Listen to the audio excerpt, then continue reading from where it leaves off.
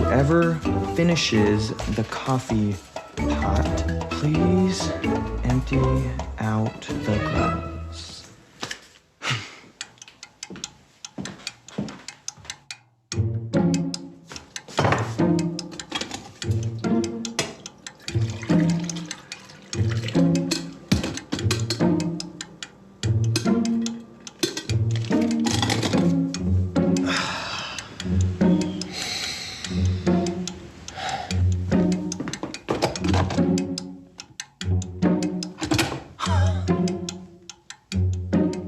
Hey, dude, did you see my note?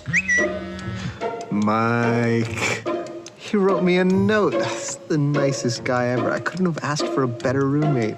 What up, dude? Don't what up, dude, me. What up, dude, you? Did I get coffee this morning? He's just so thoughtful. Okay, so you got coffee. You literally had to move the note to get the pot out. Wow, he really wants me to read this note. What did it How could you not read the note? It's like 8 words. This guy. Just tell me what it says. I already wrote it. I wrote the thing. I'm not gonna write it again on the text message. I already wrote it on the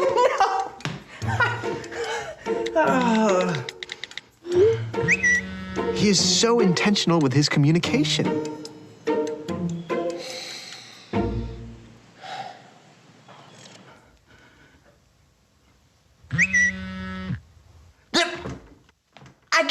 I can't. Am I reading that right? Yes.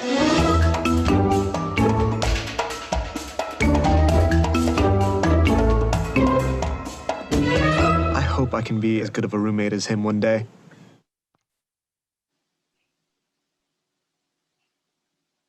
Hey, what's up? Hey, Dol, going, how's it? Yeah, I'm good, you, man. Sorry, I got a bit of a delay here. Hi, Grace Family Church. It's really awesome to meet together like this on a Wednesday night. If you're tuning in for the first time, we're in a series called Relational Remedies. And this week was really around this idea of choosing sides. When you're in a disagreement and you're at a deadlock. And so Wayne brought us a really awesome message on Sunday. And we're going to kind of just unpack that a little bit. But I think the main thing is there are 2 things here. Firstly, there's an opportunity for you to ask questions. There are rules of engagement. Please don't try to trick us. But we're not the knower of all things, but we're here to engage and help and interact with your questions. And you can do that in the chats. And we'll engage throughout this time. And then it'd be great after our time together. Many of you watching online are going to break into groups, into Zoom groups, where you can become more vulnerable and go deeper and kind of pray for one another. So I'm Ryan. I'm the campus pastor at the Riverside campus, and this is Bill. He's the associate pastor there. Bill, it's really great to kind of journey this with you. So tell me a little bit about. Tell me what struck you with regards to Sunday's message. Yeah, so I had 3 things, but I'm just going to share 2 thoughts, if that's okay. So the first one, and I have notes in front of me, so if I look down, just forgive me. But when Wayne was talking about how Jesus commands us to love, right? Like often when like that word command seems so strict. So when people, like if you're in the army, there's a lot of commands that are given out. I mean, you have to do this kind of word. And I can't help but think, or at least when I was listening there, I was like, I wonder how well I would love, how would I be able to choose the other person as opposed to sides if I was obedient to this command as opposed to choosing when to love only when I felt like it. So I don't know, you'll know, and I don't know if the people that are watching in would really know, or some will, but we have an incredible ministry known as Red Frogs. And I get to watch volunteers come and serve people who probably in the eyes of many don't deserve love, but this space is where they don't actually like choose sides. They really choose to lean in and to love the person. They're almost like they're there on the command. And when then they love out of this command that Jesus has shared, we just see incredible life transformation and people being impacted. So I always wonder, like, what if we just followed that command? What if we stayed true to that, how we would transform the world? So that's the first one. And then the second one is when Wayne spoke around this whole, how there's two ways that we can fulfill the law of Christ, which is to love people. The one was to get rid of something, so to get rid of the ugly stuff, or we can add some things where we can add the good things. And this picture for me came up in my mind when he was talking about this, and it was this idea. So I'm quite weird when I'm doing dishes, that if the dish is dirty or a glass is dirty, I'll fill it up with water first, and then I like to watch it overflow.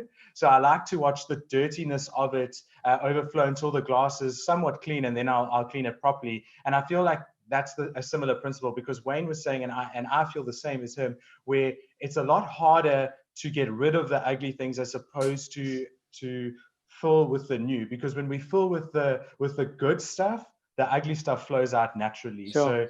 So like when I choose to, like he was saying, to clothe myself in compassion, gentleness, patience, I feel like anger and all those other things just have to leave. They just have no space. So those are the two things that really struck me. Yeah. What about you? Yeah, I think Wayne used this illustration of two horses, and when they pull together in the same, I couldn't understand, but I knew that they could pull a lot of weight together, and then he used the example of just him and his wife and how they were both like rhinos, and when they kind of butt heads and are at odds with one another, he's like, imagine when rhinos are in unity, and they move together in the same direction.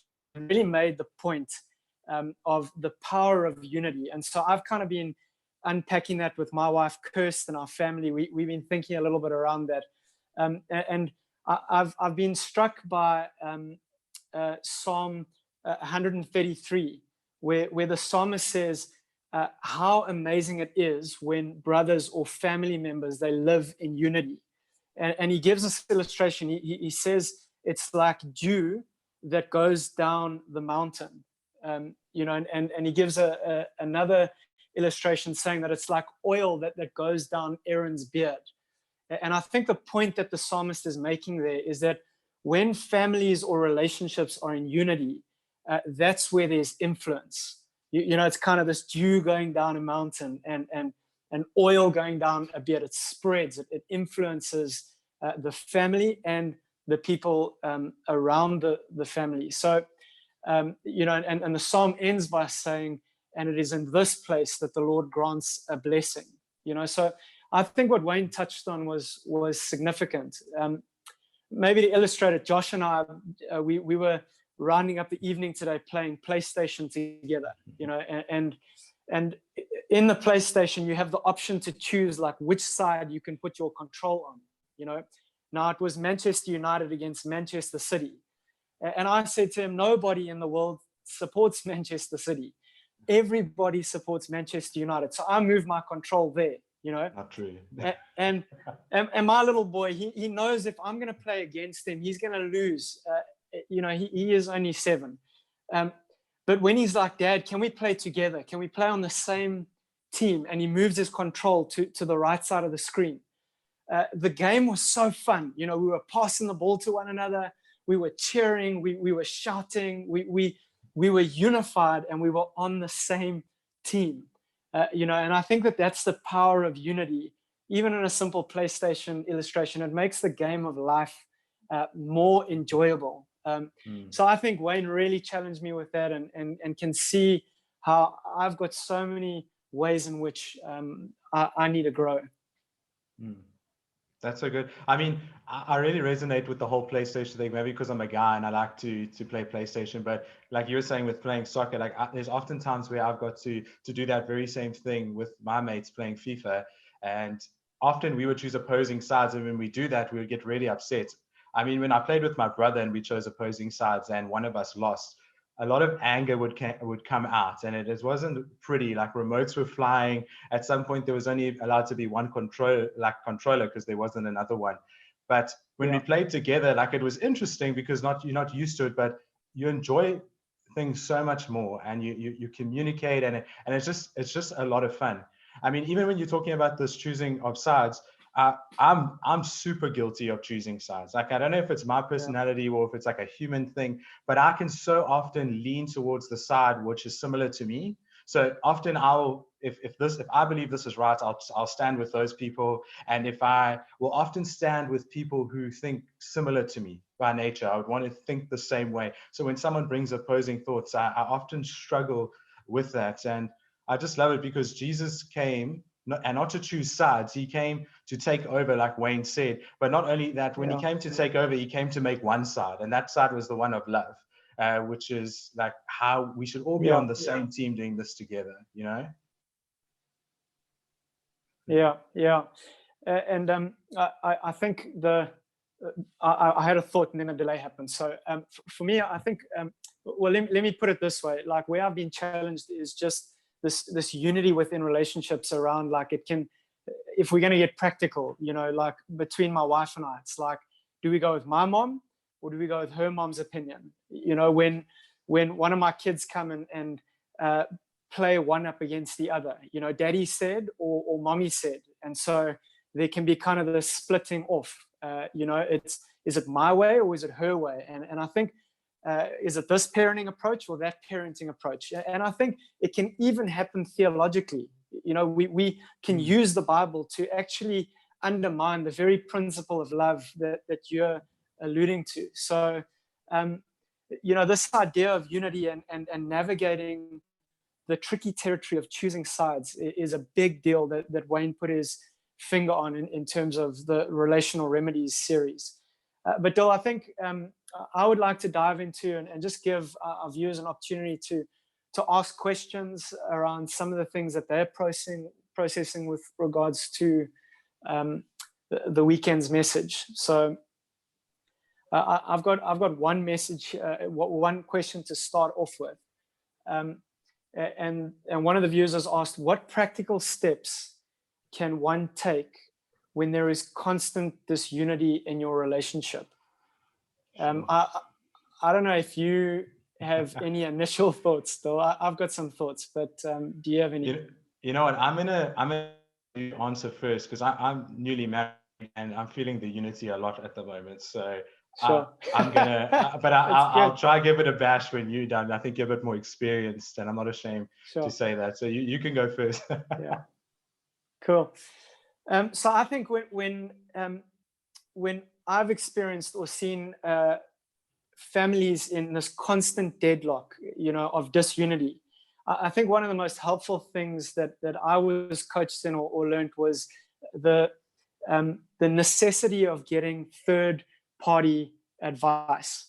So to find a family or to find a couple that you sense has a real sense of maturity, of wisdom, they've got battle wounds. You know, it's not just your buddy that's going to side with you. Be like, this person's so wrong, but really, I think when you take your problem and you're vulnerable with trusted, a trusted friend or mentor or counselor together as a couple, I've found that Kirsten and I have experienced a lot of breakthrough with regards to just constant stuff, because that stuff comes up, you know, in a marriage over and over. We fight about the same stuff. It's so interesting, over and over and over. And yet, for some reason, we've got to say, okay, let's go get help. And I think Kirst has learned to trust me, and I've learned to trust Kirst when we get into that place by showing a posture of humility and vulnerability and saying we can't work this out on our own. You know, so that's what comes to mind for me, Dil. Yeah, I think I was thinking along the similar lines because I want to say with regards to counseling, I would get people to seek that out.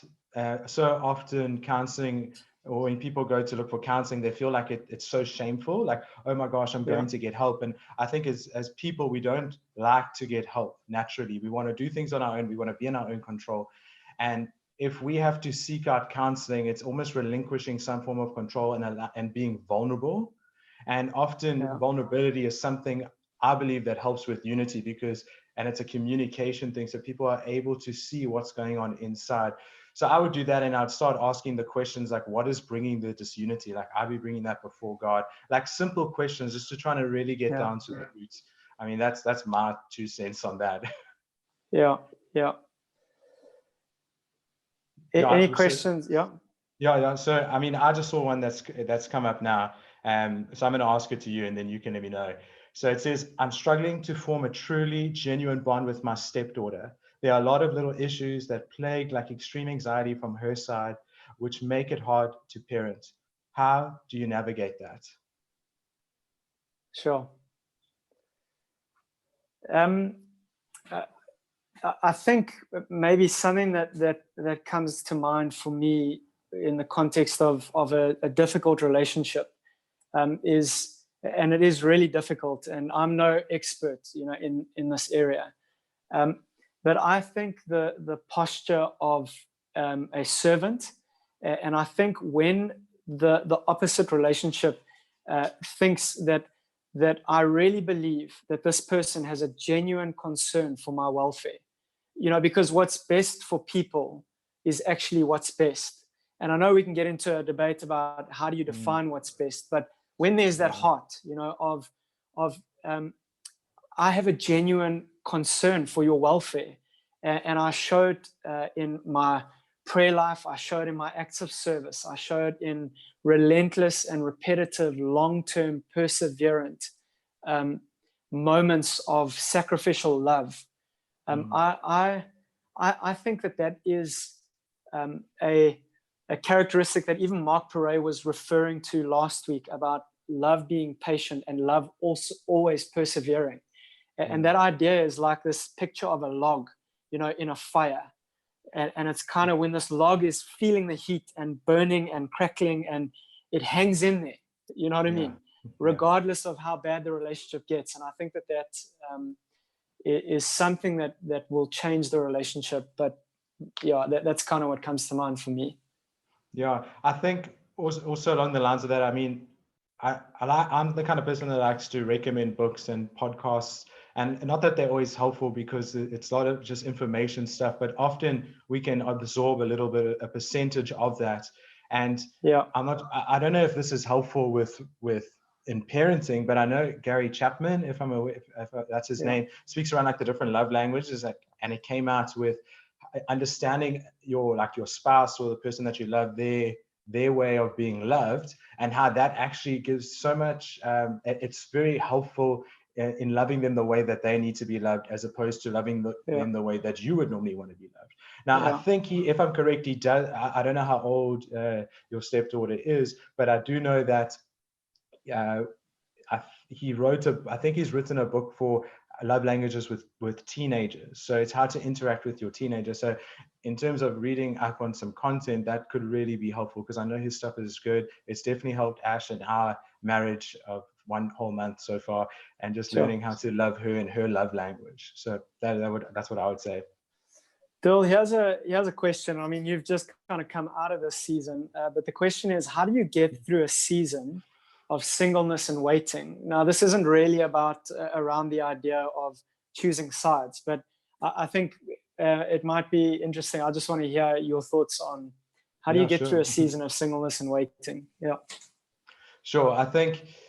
I mean, often with the young adults, I have them coming to me and saying, "Oh, why am I single? Is there no one out there for me? Is there something wrong?" I just first want to say up front that we need to debunk the myth that being single is a bad thing. Like it is a gift. Yeah. Jesus was single. Like it is a gift. You're able to do different things, and there is I believe that there is someone out there for everyone. But in terms of the waiting, it's where are you putting your energy? Like where are you looking?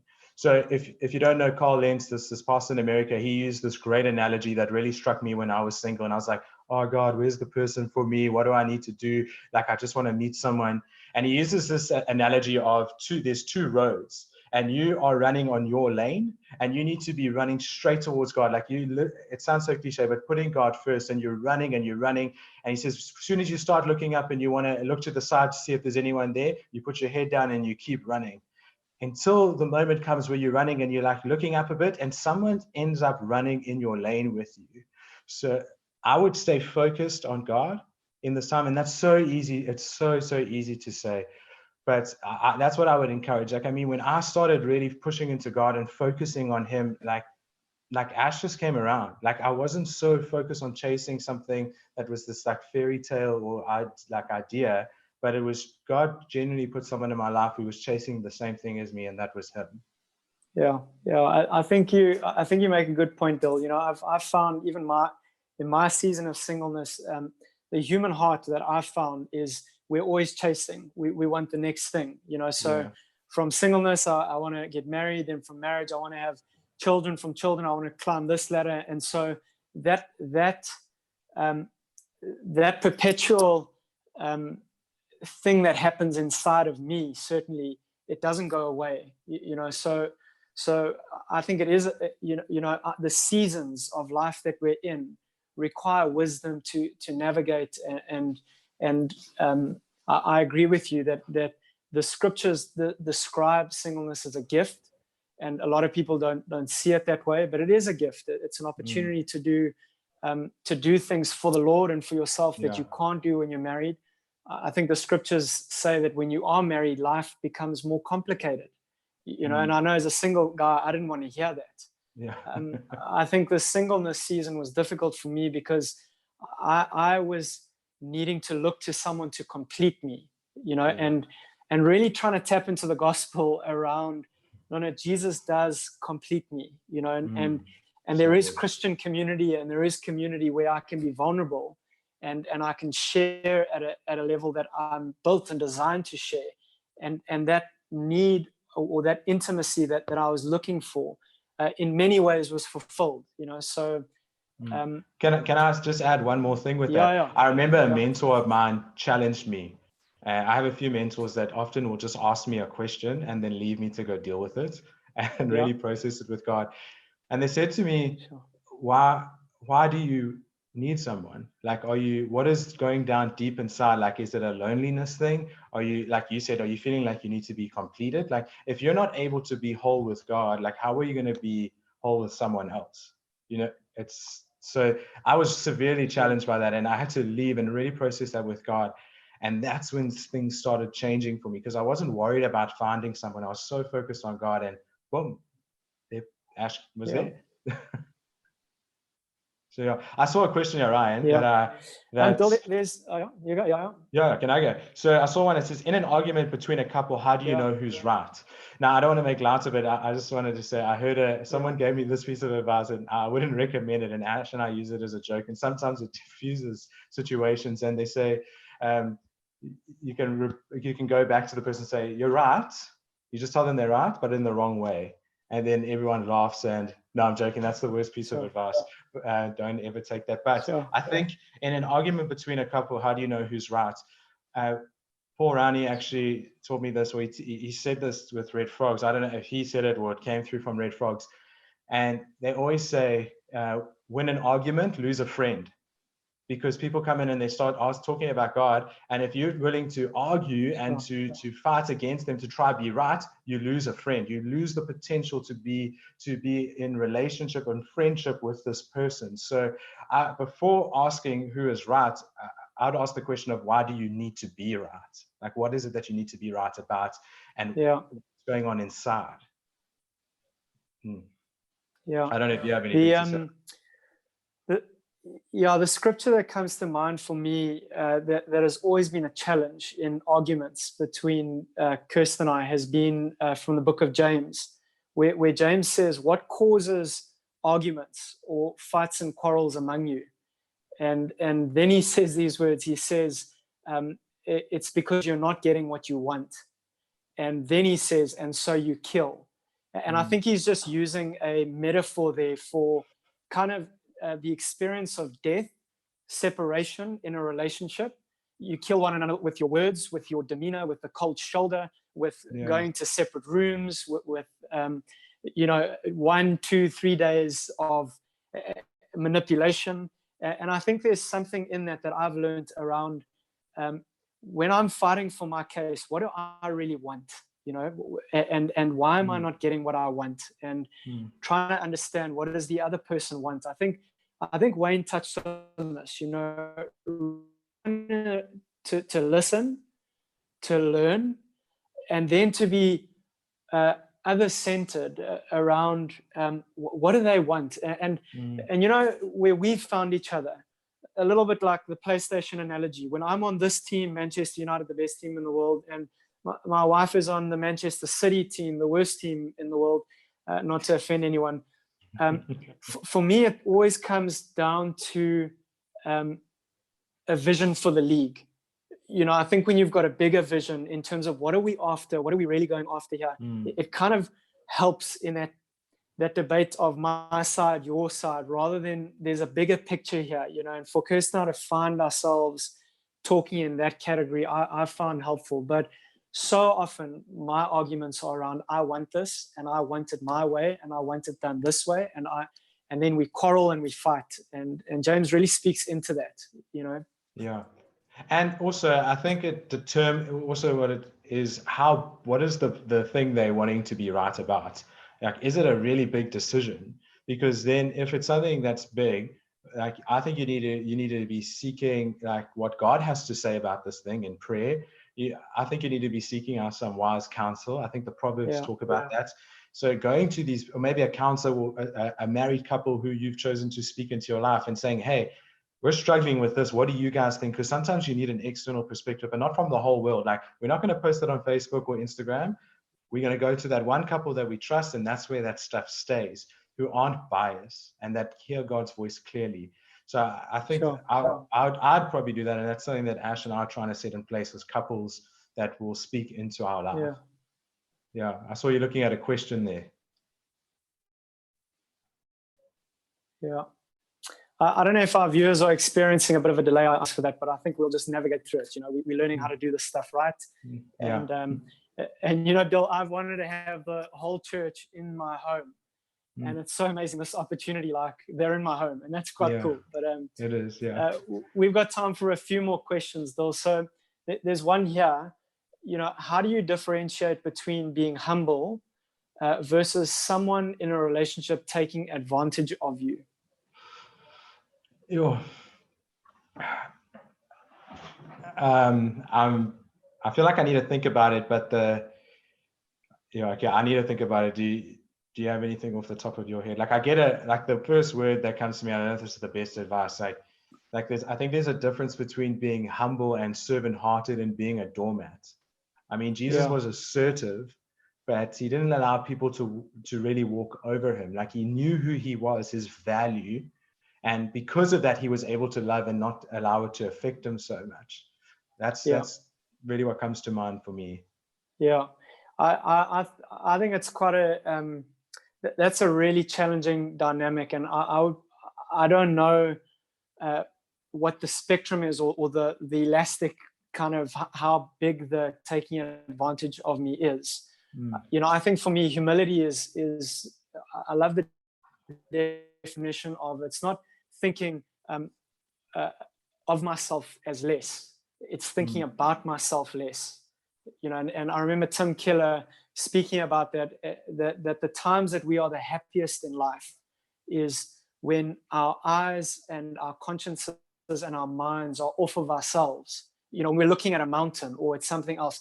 I think that's a great definition for me of humility, because the opposite of humility is self-exaltation and exalting myself. Now, I don't know how that applies in the context of, and what I assume is, if I'm a humble person, then I'll allow someone to walk all over me and abuse me. And I don't think that that's what humility means. I think that you're right in terms of having boundaries and being assertive, and sharing your voice and opinion in a respectful, loving, and gentle way. But I don't know what the scenario is there, and I'd probably say, if it's really, really serious, to see one of our grace counselors. You know, we're here to help in any way possible. Yeah. There's a really cool one that came up, because I feel like a lot of people struggle with this in like, well, pre-marriage and marriage and just in relationship. And it says, I know that every person is on a different spiritual journey and stage. So how do you make sure that even when being at different stages, that you can make sure your future marriage works and flourishes? Sure. I think something that comes to mind for me, Dole, is when I think about maturity, I think about this artist. And there was this artist who took this piece of marble, and chipped away at it.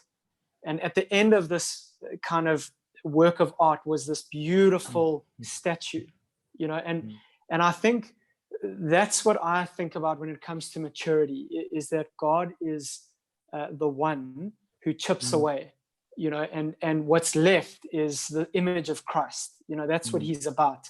And he's trying to get rid of everything in us that doesn't resemble the nature of his son.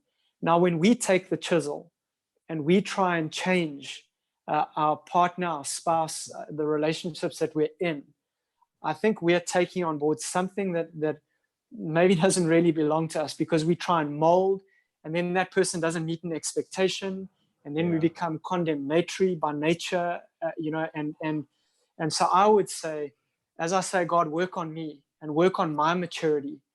I think what secures a future marriage to work best is if God deals with the selfishness and the stuff in me, Sure. and that That's I bring so that good. to the relationship. So, but Yeah, I know, that's Dol, yeah. I think that's so good, because that really resonates with me. So when I started dating Ash, I don't want to elevate her or anything, but I would say, was at a different stage in her relationship with Jesus, where she knew him way more intimately than I did. And she never forced me to catch up to where she was. What she did was she walked back to where I was and just loved me for who I was, encouraged me, and she showed me the picture of what I could have. Without saying you can have this, she modeled that. And that really impacted my relationship with Jesus, because she focused on her relationship with him, which kind of like a drag force just pulled me with. Like, it really, really helped. So I really can agree with you that it's dealing with our own selfish stuff and not trying to change the other person, and allow Jesus to be the one that's molding in each one of you in this relationship. So, Dil, I want to respect the groups that want to break up into Zoom time now and kind of maybe engage with this topic further. But I just want to say thank you for everyone who joined us. And we're imperfect pastors sharing imperfect thoughts. And I just pray that you have been encouraged. And I'd like to maybe close us in prayer. And then, we look forward to seeing you guys for part 3 of Relational Remedies. So I think let's pray together. Father, I think of Psalm 133, and as we are so prone to choose sides and to divide and to try and get our way, God, I pray that by the power of your Holy Spirit, that you would help us in whatever circumstance we find ourselves in, God, to move toward unity, because that is where your blessing is experienced. And it is from that place, Lord, like dew, like oil, that you use us, God, to influence others. So help me, help Bill, help us all, Lord, not get our way, but to live in a way that honors you. And I just pray all of this in your name and for your glory. Amen. Amen. Amen. Thanks so much, guys.